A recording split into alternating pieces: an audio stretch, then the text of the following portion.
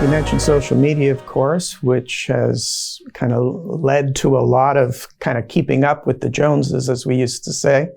But it's also been an opportunity for great financial content to be widely available. Maybe too much, though. Do you think the right messages are getting through?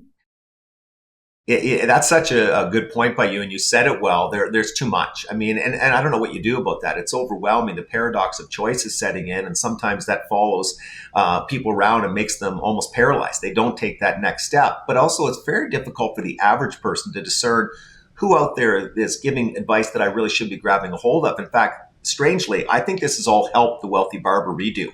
I was very worried bringing the book out that, we'd moved on to the new media. People like it in short hits. They like it in video, that an old-fashioned book may be a strain. I mean, people aren't reading as much, especially in nonfiction. The opposite appears to be the case. People are so overwhelmed by the amount of noise out there. They're saying, hey, there's a book I can trust from a guy who's been around. He's not trying to sell me anything. That may be a simpler way to gain access to the basics and get that early understanding I need on some of these concepts. But yes, it's very difficult for the average person to know whom to trust.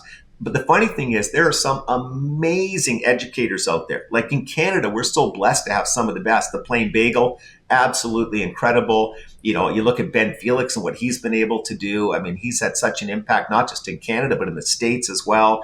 These are incredible educators, and there's many, many more. But there are also some not so good ones, especially on TikTok, where there's a lot of scamming going on, a lot of pump and dumping, a lot of false promises being made. And again, the average consumer has trouble discerning what's solid advice versus what's not.